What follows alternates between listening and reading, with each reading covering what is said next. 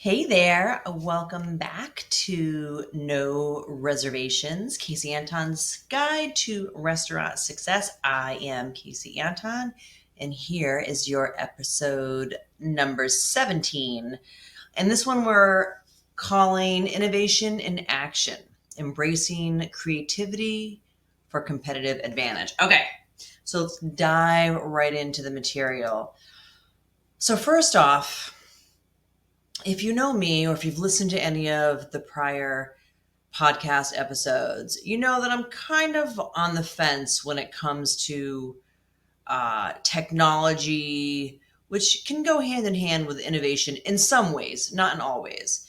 So I want you to just keep that in mind that as much as technology is obviously here to stay and then some, I am certainly not the first person to lunge at the new shiny object in town when it comes to technology. I'm a little bit old school in a lot of ways, and I definitely am of the mindset of if it ain't broke, don't fix it, especially when it comes to business, because I feel like that can be a lot of wasted time, energy, and money, things that are tough to get back. But to be innovative is always on the menu. It is always extremely important. And that is what I am hoping to embrace in this episode. So, first, why does innovation matter when it comes to restaurants? Um, Everything kind of boils down to, I would say, your customer, your guest perspective, right? And if you are not being innovative in many ways, if not every way, in terms of your menu, your culture, your design, your marketing, literally just about every single facet of your restaurant. If you're not looking to innovate, you're going to get stale and it's going to get noticed by your customers and they will leave you behind. That is guaranteed. So innovation is extremely important. But again, I want to say that I'm not saying that you have to embrace massive and brand new technology. So different ways to be innovative can simply, one is in your menu development. You can absolutely be innovative in that in terms of trying new items, new ingredients, new techniques, new presentations. So this one I kind of like in terms of if you're thinking of your menu, if you can think about items that your customers love or that you've gotten great feedback on, um, maybe it's something that doesn't sell a whole lot, but when it does sell, people are raving about it. That is an opportunity right there. It could be an opportunity to redesign your menu because maybe the placement, and I'm just telling you, menu design and placement is a thing. That's why there's books written on it. Not a book I wrote, but there are books written on menu design and placement. So maybe it just needs its own bordered box on your menu. Maybe you need to put it in the top right section, which is where the eyes go first. Maybe it needs a new description, a new title, whatever it is. That is one way to innovate your menu to sell something that you know when people order, they love it. You just can't get them to order enough of it. So that's one thing you can absolutely do.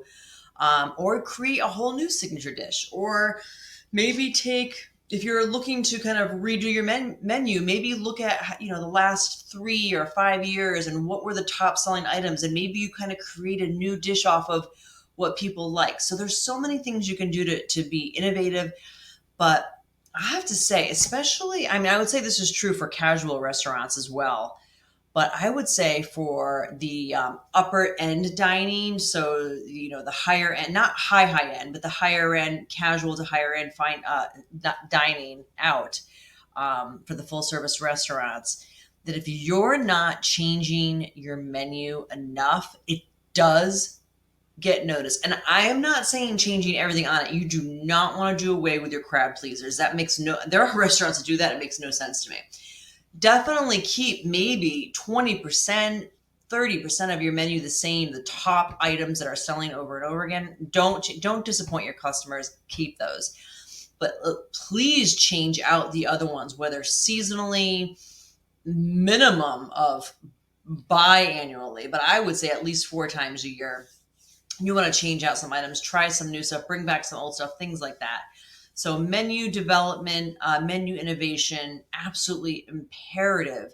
And this is coming to mind because we have a client actually that rarely ever changes his menu. And he's local, so we do go there. We, meaning myself, my friends and family, the staff here that's local, they go there, but not as often as they would if there were other things to try there. So basically, we've already had everything on the menu, and it's fine. We'd like to see something new, and this particular restaurant does not like to change their menu very often at all. I think it has to do with the owner. It's finally got to a place where he doesn't have to spend a lot. The owner is also a chef, doesn't have to spend a lot of time there. And a new menu would require some of his work, but it's definitely worth it. Or maybe he should put his sous chef to work and have the sous chef develop some items.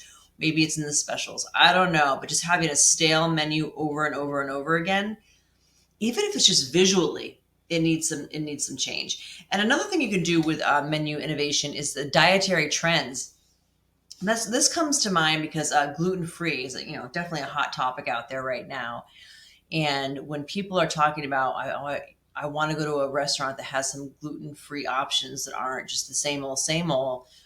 There's 1 or 2 restaurants local to us just south of Boston that really blows it out of the water when it comes to being innovative and creative and caring for the gluten-free menu options, to a point where even if you're not gluten intolerant, you'd like to order off that menu because it just looks healthier and fun. So those are some items when it comes to being innovative, when it comes to your menu. Another way that you can be absolutely innovative is in your marketing campaigns. And I really do hope you have a marketing campaign. Even if you're doing it yourself in-house, have some type of strategy, have some storytelling behind your marketing. Even if it's a story that has a beginning, a middle, and the end that you're going to do for back to school, or you're going to do to lead up to the holiday booking season for holiday parties, whatever it is, have a strategy, have a story, bring your audience through the story. It engages them.